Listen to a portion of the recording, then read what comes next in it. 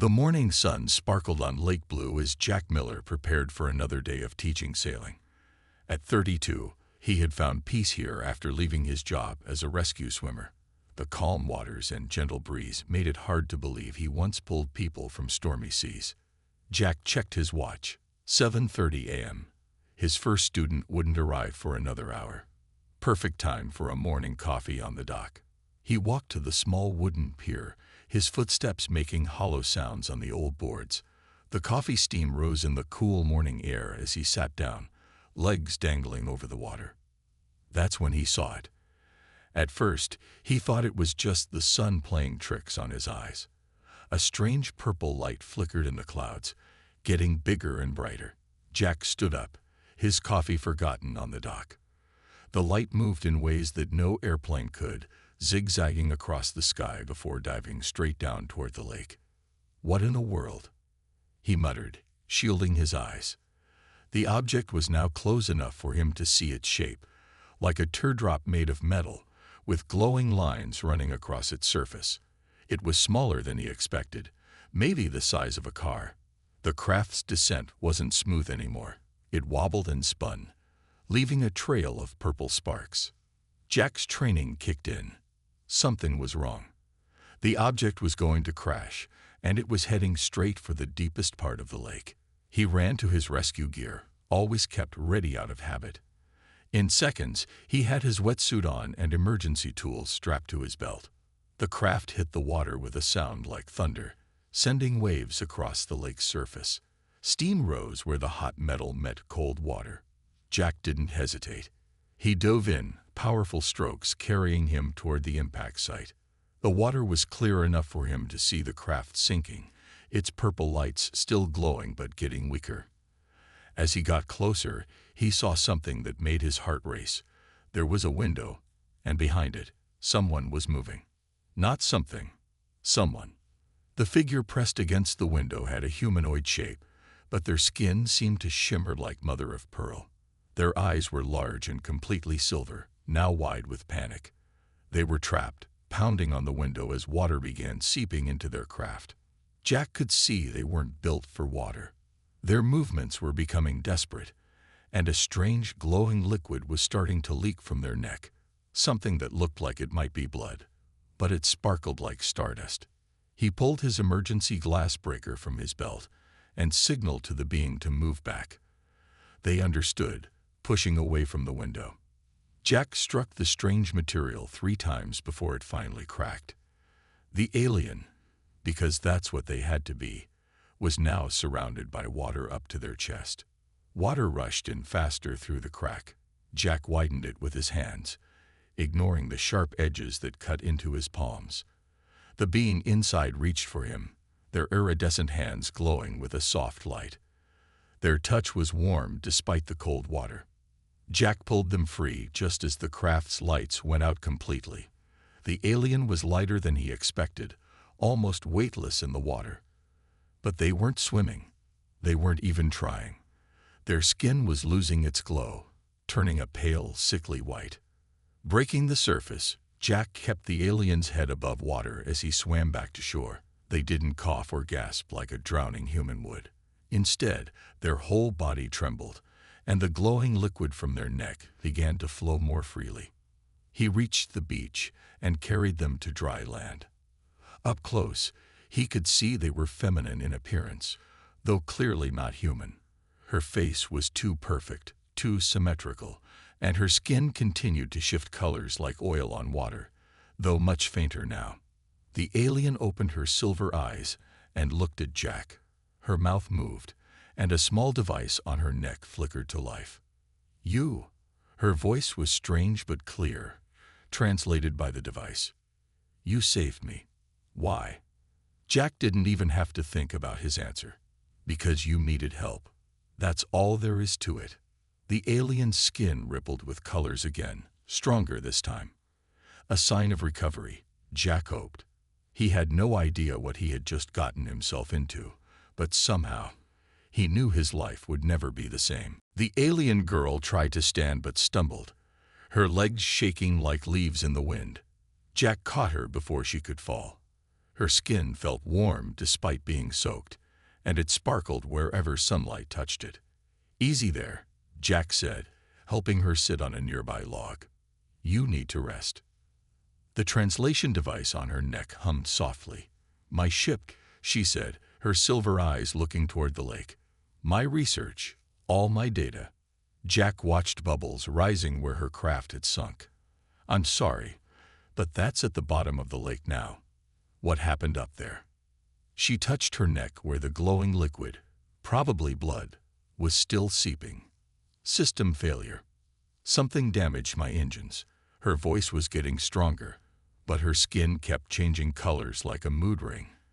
"I shouldn't tell you any of this. I shouldn't even be here." A distant sound of sirens made them both turn their heads. The crash hadn't gone unnoticed. "Listen," Jack said, making a quick decision. "Those sirens mean people are coming. I don't think you want to be here when they arrive." The alien's eyes widened. "No. My people have strict rules about contact. I cannot be seen." She tried to stand again but swayed dangerously. "My cabin's not far. It's private. No one will look for you there." Jack glanced at her injury. "And you need medical attention." She touched her neck again. "My healing system is already working, but..." She looked at him with those strange silver eyes. "Why are you helping me?" Jack shrugged. "Same reason I jumped in the lake. It's the right thing to do." The sirens were getting closer. The alien nodded, seeming to make up her mind. "I am R0Z, she said. "But in your language, that would be Rose." "Jack Miller," he replied, helping her up. "Can you walk?" Rose took a few shaky steps, leaning on him. "Yes, but slowly." They made their way through the woods behind the lake, following a narrow path Jack used daily. Rose's steps got steadier as they walked, but she kept looking over her shoulder at the sound of vehicles arriving at the lake. "My ship's beacon," she said suddenly. "It will activate soon. They'll be able to track it." "They who?" "Both my people and yours."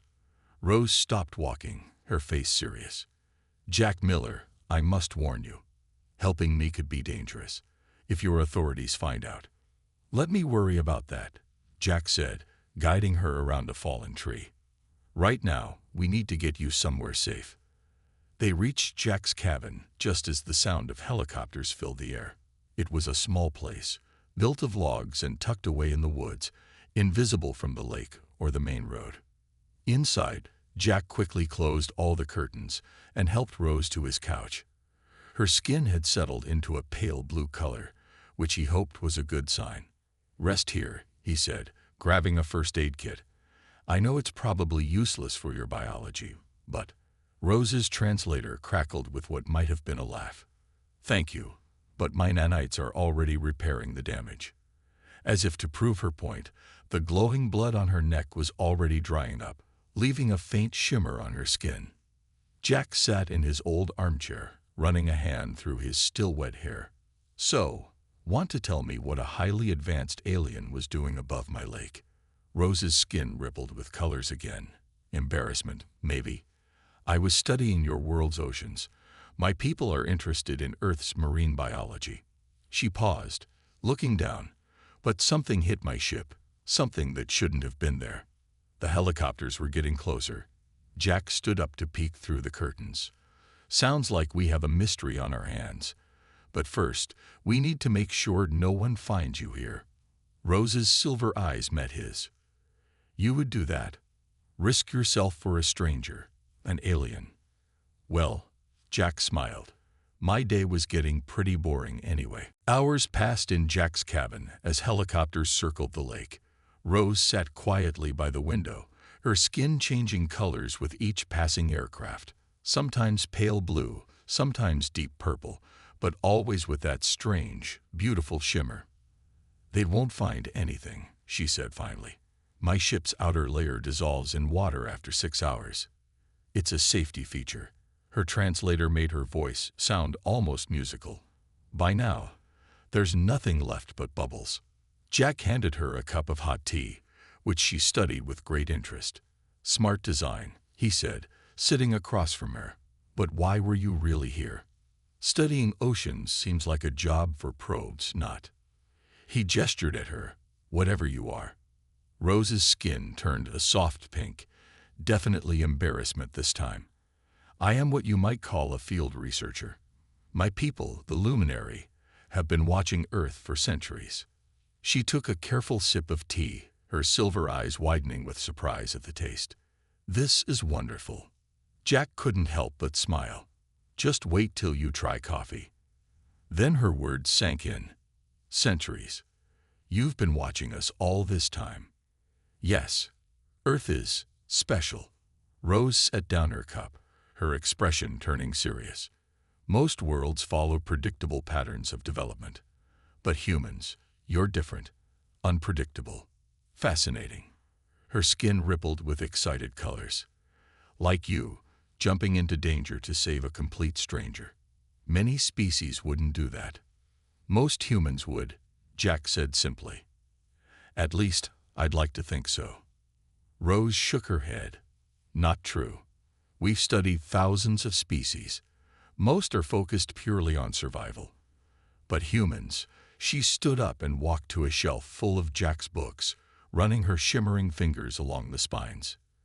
You create art, music, stories. You help others even when it brings no benefit to yourself. The sound of helicopters had finally faded, but now vehicles could be heard on the main road. Rose's skin darkened with worry. They're just passing through, Jack assured her. Then something she'd said earlier clicked. Wait, you said something hit your ship. Something that shouldn't have been there. What did you mean? Rose's colors went dull. I broke so many rules already. Telling you about my people. She paced the small cabin. But you did save my life. She stopped and turned to face him. Jack, there are factions among my people. Some who think Earth should be left alone to develop naturally. Others who want to interfere, guide your development. Let me guess, you're with the first group. She nodded. The Watchers. We observe, we learn, but we never interfere. Her skin flickered with anger. But the Shapers. They believe they know best. They want to push humanity in what they consider the right direction. Jack leaned forward. And they shot you down. I was tracking unusual energy signatures over your oceans. Someone had placed devices in your waters. Devices that could affect marine life patterns. Her silver eyes narrowed. I found proof of interference. That's why they tried to stop me. But why target ocean life? Small changes can have big effects, Rose explained. Change ocean patterns. You change weather. Change weather. And you change us, Jack finished. We'd have to adapt, develop new technologies to cope. Rose's skin brightened. You understand. This is exactly why we find humans so interesting. You make these connections. You think in ways that... She stopped suddenly, her whole body going still. Something's wrong. What is it? My beacon, she whispered. It's activated. They're coming. Your people? Rose's skin turned a deep worried purple. Yes, but I don't know which ones. Watchers or Shapers. Either way. She looked at Jack with genuine concern. Your life just got much more complicated. Jack stood up, his jaw set with determination. Well, nothing to do but face it. Together. Rose's skin rippled with a new color, one he hadn't seen before. Together, she agreed softly. Night fell over the lake, but the woods weren't quiet. Flashlight beams cut through the trees as search teams combed the area. Jack watched them from his cabin window, counting at least 12 different groups. Government agents, he whispered to Rose. They're getting closer. Rose stood in the shadows, her skin dimmed to match the darkness. She held a small device she'd pulled from her belt, the only piece of technology she'd managed to save from the crash. Its surface glowed with strange symbols. The Shapers are here too, she said softly. I can detect their energy signatures. They're using your human teams as cover for their own search. Jack pulled the curtain closed. Can they track you? Not exactly. But Rose's skin flickered with worry. They can track the beacon's general location. And they know I survived. No body in the lake. A branch snapped outside. They both froze. Footsteps crunched on the gravel path leading to Jack's cabin. "Back door," Jack mouthed, pointing to the kitchen. Rose nodded, moving silently across the room. Someone knocked on the front door. "Mr. Miller, this is Agent Walker with the National Security Agency. We need to speak with you." Jack looked at Rose, who was already slipping through the back door. He waited until she was out before answering. "Coming," he called out, trying to sound sleepy. "What's this about?" He opened the door to find 3 men in black suits. Their flashlights swept past him into the cabin.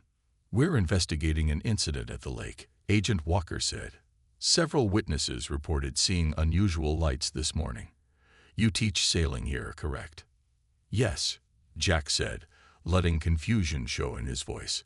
"But I was in town all morning. Just got back an hour ago." "Lights, you said?" The agents exchanged looks. One of them spoke into a radio. "Sector 7 clear. Moving to sweep the woods." Jack's heart raced, but he kept his face neutral. Rose was out there. And these weren't the only ones searching. "If you see anything unusual," Agent Walker handed him a card. "Call this number immediately." "Of course," Jack said, taking the card. "Good luck with your search." He waited 10 minutes after they left before slipping out the back door. The woods were dark, but he knew these paths well. Rose had taught him a specific whistle pattern. 3 short, 1 long. That would help him find her. He whistled softly, moving deeper into the trees. An answering whistle came from his left. He found Rose crouched behind a fallen log, her skin now a deep forest green that blended perfectly with the vegetation. Her device was pulsing with red light. "They're closing in," she whispered. "Both groups. The Shapers have technology that can reveal my presence." "What do they want?" "The data I collected.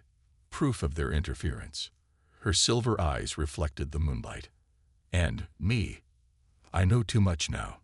A new sound cut through the night, a high-pitched whine that made Jack's teeth ache. Rose's skin paled. "They're activating their scanners," she said. "We have minutes, maybe less." Jack made a quick decision. The caves. There's a network of caves near the North Shore. The minerals in the rock mess with electronic equipment. That's why my phone never works there. Rose's skin brightened. That could work. Their scanners would be useless. They started moving, staying low and quiet. The whining sound grew louder, and new beams of light, these with a strange purple tint, joined the regular flashlights in the woods. "Jack," Rose whispered as they ran, "if they catch us." "They won't," he said firmly. "I know these woods better than anyone. And I'm not letting them hurt you." Rose's skin flickered with that new color he'd seen before, the one he was starting to think might mean hope, or maybe something more. Behind them, voices called out. The chase was on. The cave was dark and cold, but at least they were safe. Jack and Rose sat deep within the rocky chamber, their breath forming clouds in the chilly air. Outside, the sounds of the search had faded. "Your plan worked," Rose said, her skin providing a soft glow that lit the cave. "Their scanners can't penetrate these rocks." She checked her device again. "But my people are still coming. The Watchers." Jack leaned against the damp cave wall. "Are they any better than the Shapers?" "Yes." Rose's skin rippled with certainty. "They'll want to protect Earth's natural development. But," she turned to face him, "they'll also want to erase all evidence of contact, including your memories of me. They can do that." Before Rose could answer, a new light filled the cave. Bright and silver, different from the purple beams of the Shapers. Rose's skin brightened in response. "They're here," she whispered. 3 figures appeared at the cave entrance, their forms tall and graceful like Rose's. Their skin shimmered with authority, deep blues and golds that seemed to command respect. R0Z, the tallest one spoke, their translator making the voice sound like chimes in the wind. "You have violated our highest laws." Rose stood, her chin high. The Shapers broke them first. They're interfering with Earth's oceans, trying to force human development. We know, the second figure said. Your data transmission reached us before your ship was shot down. The Shapers will be dealt with. The third figure turned to Jack, their silver eyes seeming to look straight into his soul. Human, you have shown great courage. But this knowledge is not for your kind, not yet. Jack stood up slowly. You're going to erase my memories. It is necessary, the tall one said. But first, you have earned a reward. Name anything within reason. Wealth, knowledge, power. A small price for saving one of our own. Jack looked at Rose, saw her skin flicker with sadness at the thought of him forgetting her. He made his decision. I don't want to forget, he said firmly. And I don't want wealth or power. I want to help. The three watchers exchanged glances. Help. You've been watching us for centuries, right?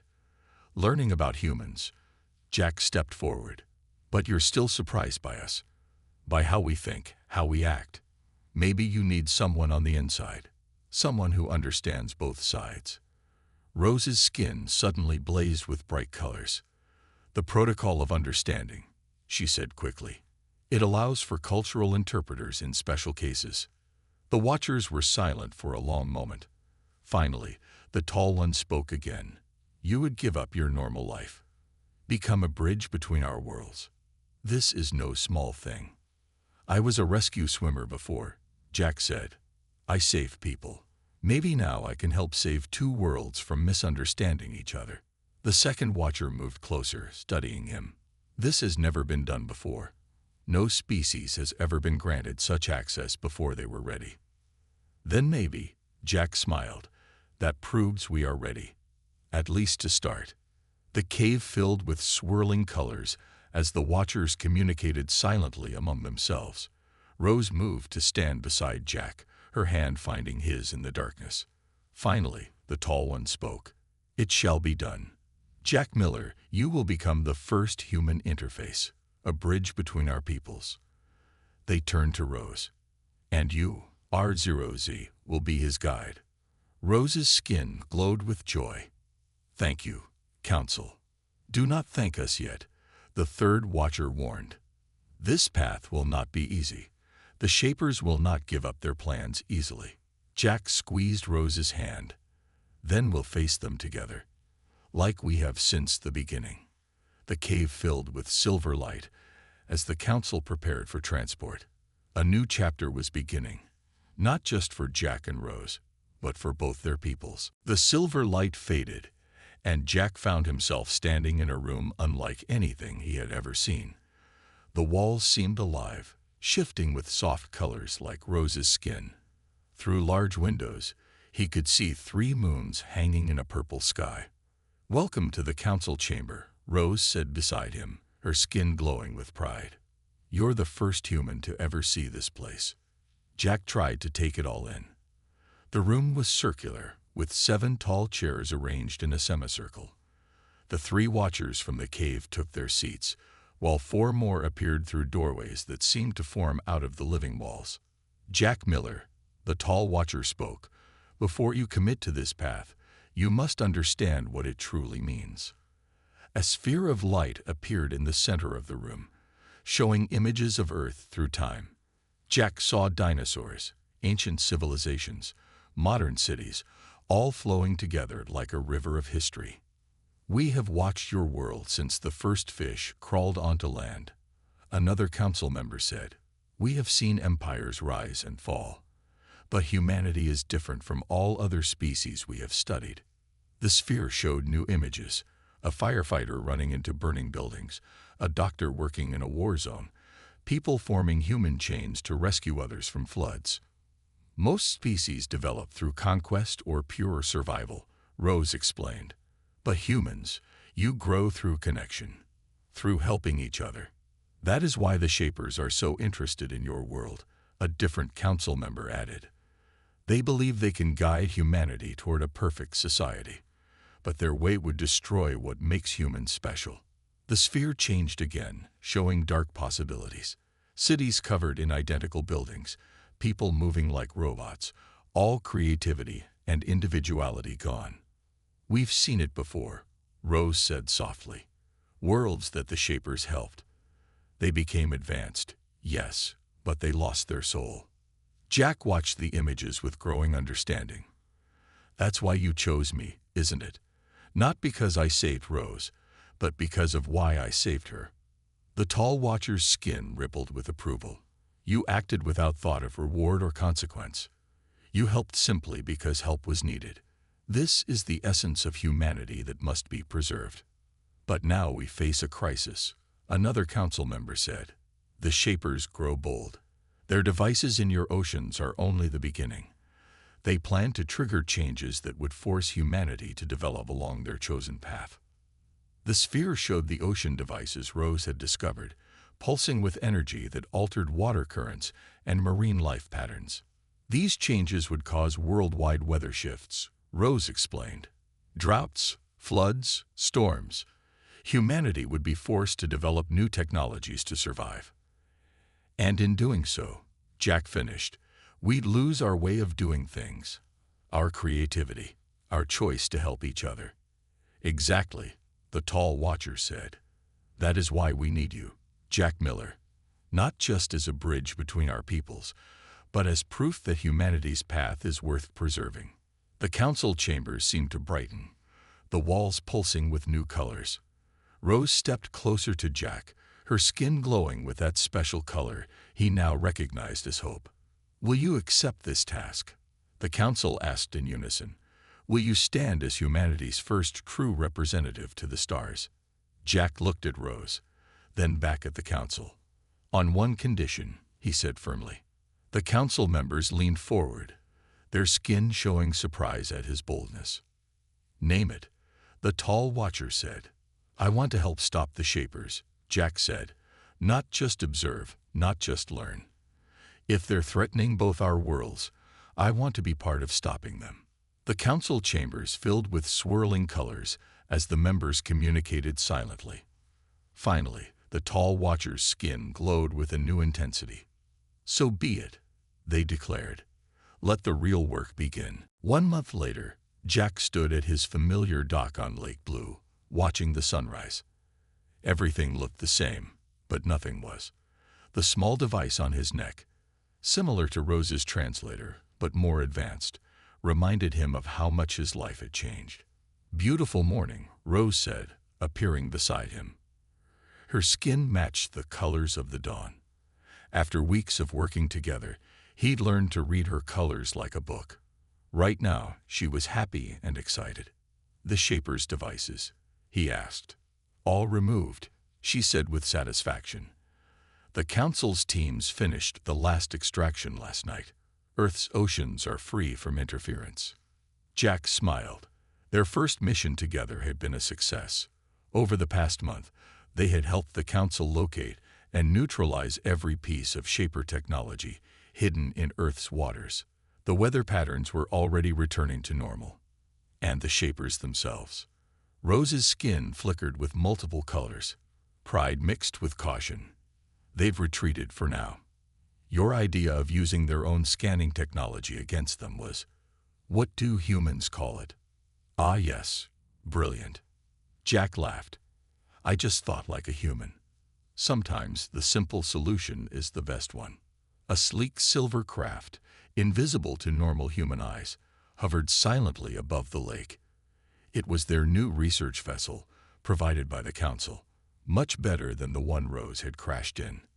Ready for today's mission? Rose asked, her skin shimmering with anticipation.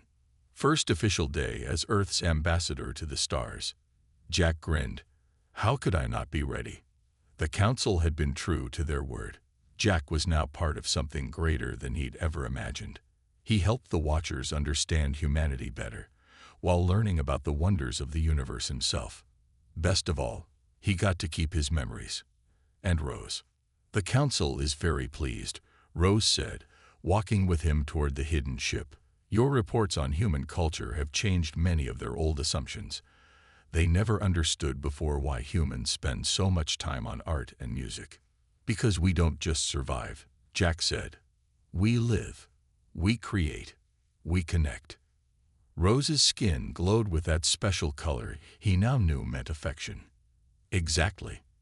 And now, she paused, her silver eyes bright with excitement. They want us to make first contact with another species. One that shows similar potential to humans. Jack stopped walking. Us. Together.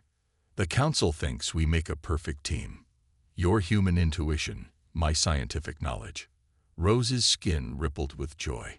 They're calling it the Miller Protocol, using representatives who understand both sides to make peaceful first contact. The gravity of this hit Jack. What had started with a simple rescue was now changing how an advanced civilization approached entire worlds. Their ship's entrance appeared, a ramp of light extending to the ground. Inside, Jack knew, were wonders he was still getting used to, technology beyond human dreams, star maps of places no human had ever seen. Last chance to back out, Rose teased, knowing his answer. Jack took her hand, feeling the warm energy that always flowed between them, and missed the chance to help more worlds. No way. As they walked up the ramp together, Jack thought about that morning when he first saw lights in the sky. He'd just been a sailing instructor then, living a quiet life. Now he was helping shape the future of multiple civilizations. You know, he said as the ship prepared for launch, when you offered me any reward I wanted, I never imagined it would turn out like this. Rose's skin glowed with all her most beautiful colors. Sometimes the best rewards are the ones we never knew to ask for. The ship rose silently into the morning sky. Below, Lake Blue shimmered in the sunrise, looking just like any other lake on Earth. But now Jack knew better. Somewhere out there, other worlds were waiting. Other people needed help understanding each other. And thanks to one simple act of kindness, humanity's first real steps into the galaxy have begun.